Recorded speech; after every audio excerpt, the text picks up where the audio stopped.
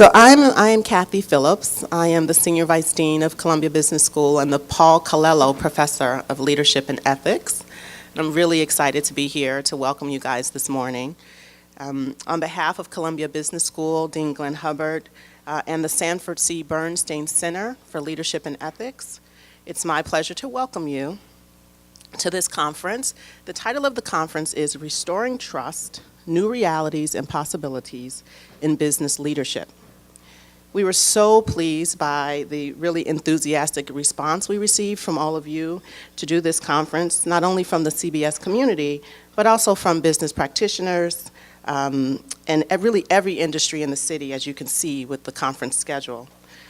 It proved to us how important this topic is for conversation, and I don't think we could have anticipated how incredibly timely this conversation is going to be here today, given the changes that we have been seeing here in the U.S. and really globally.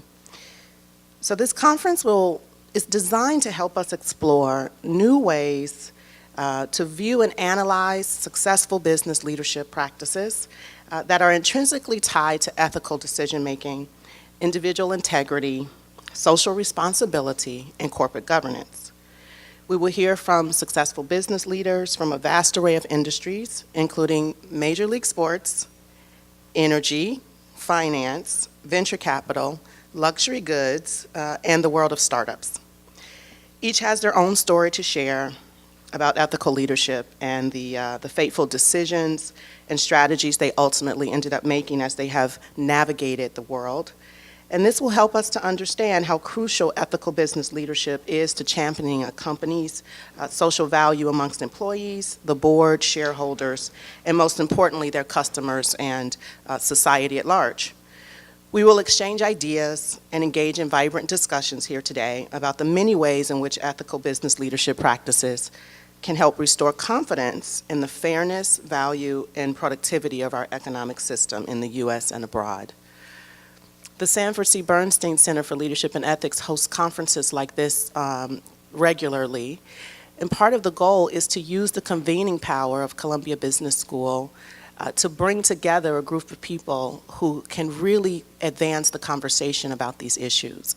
So really this conference is not about us, it's about you and the conversation that will happen here today that hopefully will energize you to go back into your spaces and places in the world to push these dialogue along. So I would like to thank all of you for actively participating in today's conference. From the speakers in our sessions, thank you all for participating. And to all of you who came to participate, we hope that you will enjoy yourself here today. So now I actually want to turn it over to Bruce Kogut.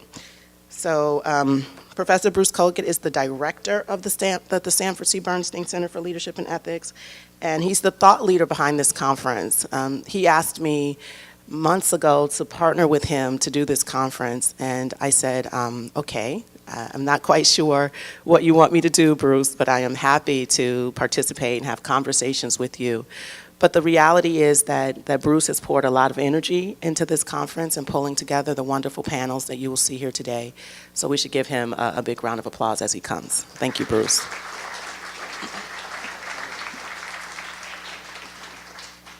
So welcome, and thanks, Kathy, for those great comments.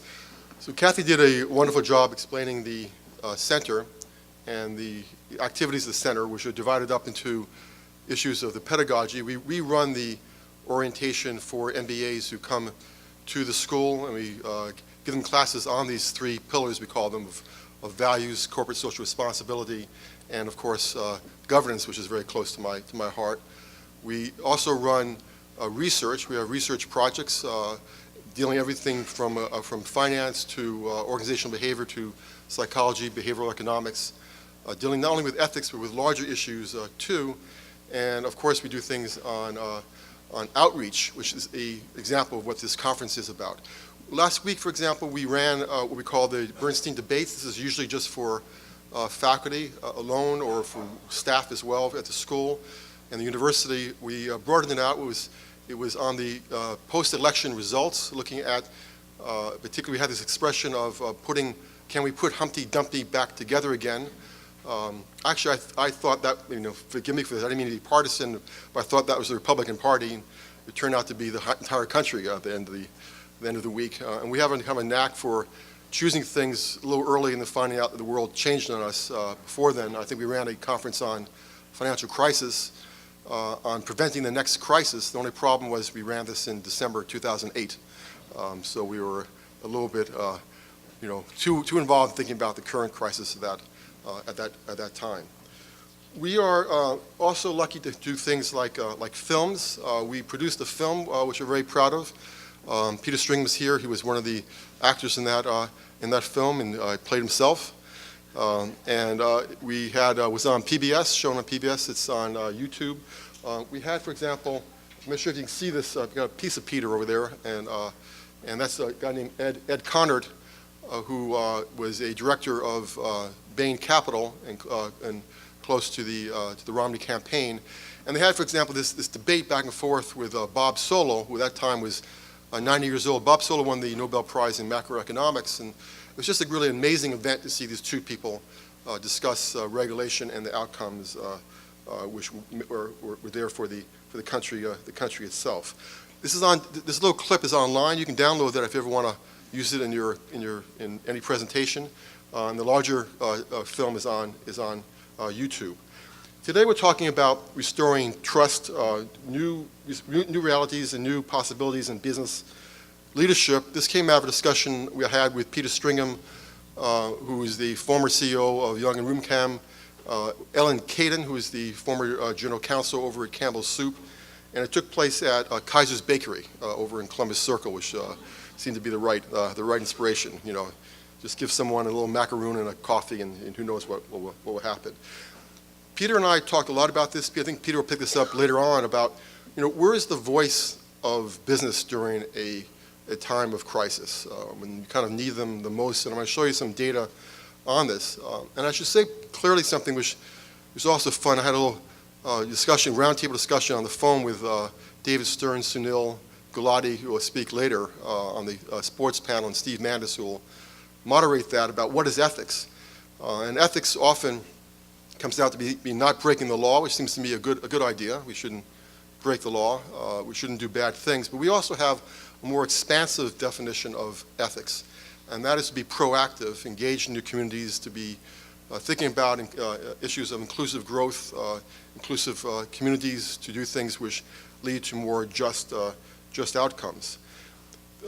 It's difficult to be a leader when you think about that kind of charge during times of crisis, because during a crisis is when you have a lot of political heat. It's no fun being a bank in 2009, 2010. I think I can say that with some confidence, and some of you did a lot of work with banks and financial institutions during this time. And it's hard to speak up. Some did. Jamie Dimon is one of them. Many people were actually quiet during this period of time. And you can understand why, because it's during a crisis is when you have people really staring at you, and you are in regulated markets, and you are facing regulators who are anxious over it. And the argument often goes, well, I don't have to worry about speaking up because I'm regulated and it's just not in my self-interest. There's merit to that argument. There's no question about it, and we hear it very often. But there's also another side to it. It's exactly at these moments when you have to have business leadership and business voice. There's a reason why there's a crisis. There's a reason why there are scandals. There's a role for business to say, yes, these things occurred or did not occur, but here's our view on these particular issues which are important to us. And what's particularly important for us as a university is not ourselves to back away from that discussion. And that happens all too often, to be honest with you. We have as a university, we give here the forum to have discussions about difficult topics, to discuss what are the pressures on business, on society, what are the responsibilities for ourselves, for our students, and for our alumni. And I think this conference today is motivated by that, and also motivated by the importance. This is where a business school is a little bit different than university, by the importance of coming up with solutions, a way to solve these problems, which is something which we perhaps do better, we would like to think we do better than many other schools in the campus when you're thinking about business. So why is the voice of business quieter today than it was before? So I have two great friends, colleagues at the University of Michigan, and they wrote books almost at the same time, which had the following thesis, that there was a kind of a golden time in the U.S. Back in the late 40s, the 50s, the 60s, when big business played a very major role in the U.S. economy and in the world economy. There's a lot of criticism you can make of big business during that period of time. Socially, consciousness, by our standards, was certainly lacking. But standards in the 1950s, 1960s, they were progressive. They supported almost all the major legislation dealing with improving the share of labor, the health of labor in the economy. They even had close relationships with the union by far when we find today. But that sort of leadership, which came up during this golden era, was expressed through also business associations, which worked very well. Mark Misrucky's argument, which he gives out, and I'm pushing these two books, is that this doesn't exist anymore. We don't have business associations like we did before, which are public, give voice to these topics, where you find these debates occurring itself. Jerry Davis wrote another book called The Vanishing Corporation, and it's also about the lapse of big business. And big business before hired our folks. You're talking about hundreds of thousands of people, AT&T, Ford, or IBM. These were huge employers of workers. Now if you look at the top 5 companies in the US, you'll find still some large ones. Walmart, which maybe not is the best example before of what we would like to see, but also great companies like Facebook, which hire only thousands of people. They don't hire tens of thousands of people and hundreds of thousands of people. So there's kind of a fractured, and what the summary is we're kind of in more of a fractured setup than we were before. The voice of big business is lost, and we still have not moved to something which has been able to replace it. This has had an effect on trust. And I brought here some data to show you this. Can you see this well enough? I was hoping you'd say yes. I'm going to do that. Okay? So I'm good. When you're a faculty, all kinds of things happen. So you end up giving talks in bars and nightclubs, and sometimes the lights go out. So I can do this. This up here says, saying the government is run by a few big business interests. And this was the case for 1964. You think of that, the view of the population. I might need something here to hold.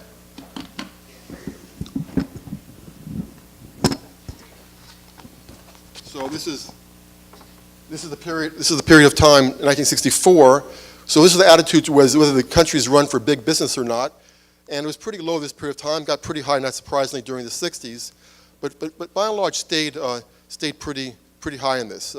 This is for the benefit of all people. Am I doing this? It's hard to tell whether I'm doing this correctly. Now, actually, I have a reverse here, right? So this is versus for a few big interests are out for themselves. So you can see how it shot up during this period of time, and then over this period of time, you see for the benefit of all people, changing over these years. Who are the ones which are actually trusted? You find here that small businesses are trusted, technology companies are trusted. Peter's going to talk later about brands. People like their toys, their tech toys. Colleges and universities, thank God, are also still trusted. Churches are on this, but then and labor unions still have a positive area of trust as well. And then it begins to fall off into negative territory, with large corporations being quite low and government actually being the lowest. This is somewhat irrelevant to our conference, but I could not resist it. This is a slide here showing about trust in business. Bob Shapiro, the head of political science, showed something similar at this. This is, do you like your government? If you are a Republican, this is saying among percentage saying that they're angry best describes their feelings towards the federal government. It was pretty high during Clinton, not terribly high. When the Republicans liked it better under Mr. Bush. And then, not surprisingly, I guess, from what I heard, they really did not like Mr. Obama very much. But the Democrats show the same pattern. They really did not like Mr. Bush, but they liked Mr. Obama a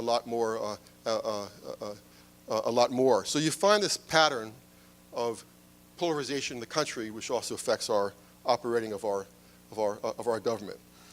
This is something which is interesting for the U.S. This is kind of the gap between the most informed and the mass public. When you ask them, for example, the trust in the four critical institutions, this comes from the group, the Edelman Group, which also consults to the World Economic Forum. They track this over a period of time. It hasn't changed that much. What's particularly important is this gap between what New York City might be thinking, which is relatively informed, and what perhaps the rest of the country is thinking. And we should have been looking at this data a little earlier. There's just a big difference between urban versus rural, as we were talking about the other night, Jim and Will. So you can see this in the data pretty clearly. Bad news is that actually the U.S. has the biggest gap of any country which is actually polled. So it's a huge gap, about 20% between informed and the masses on this. You can get some comfort who are with, but we're worse than France, and a lot of people think you can't get worse than France in the U.S., but that's not true in these data. And what's particularly interesting is this is correlated with income inequality as well. Not surprisingly on that, economics matter. The more unequal a country is, the more you're going to find this gap in terms of the trust which they have across these institutions. So when we say restoring trust, we get a sense of what the problems actually are and some of the challenges. There's an economic background to all this which is critical. Now I said we're involved in solutions. So I want to say real quickly what I mean by that, and then I'll close. So we have examples in today's discussion of people looking at solutions. I think everyone in the program is looking for solutions themselves. We brought in particularly 3 people to talk about their startups, since they have the high trust element in these polls. And Donnell Baird will start off with this discussion. We all know about the importance of solar power and Solar City. Solar City is a great model. Panels on roofs, securitization of finance to make the payments possible. But it's a rich person's model. We all know that. It doesn't work for the poor.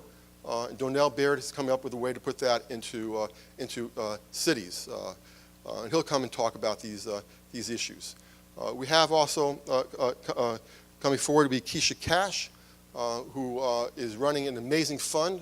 None of you know her very well. She just closed her fund. And she's putting money into, I used to say minority businesses, but she's actually putting that into businesses no matter what of race or background, but businesses which are disadvantaged in the marketplace. Again, Jim and I were talking about that with her yesterday. This includes the parts of the country where there's a lot of white unemployment, a lot of problems there for these people. And then finally, we have Lucy Quist, who is a remarkable speaker. And she'll be coming in to speak about from Airtel Ghana and about what is their challenges in that context for doing stuff. Now I will confess something to you, is that all 3 of these people were some way students of mine in the past. And that makes it really great. I want you to know that, because a number of you are. It's just fun to see students come back, do so well, and then say yes so quickly when you ask them to do something. So it was. And the grades are in. So it was good. I have a lot of people to thank. We're a little bit late, but I do want to thank Peter Stringham. I'm not sure how much time we have later. He's been amazing helping me.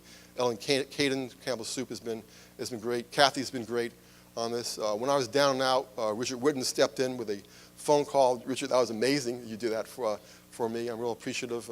Janet's out here and other folks who have helped out. But I particularly want to raise a flag for Olivia. Olivia, where are you? Chum, who's our new administrative director at the center. She came in September. We already had lots of things going on. She came in running, and only later on did I find out that she's a marathon runner. So from now on, only people who do marathons. So on that note, I'm going to bring up forth the sports panel to start off things, and we should get these games.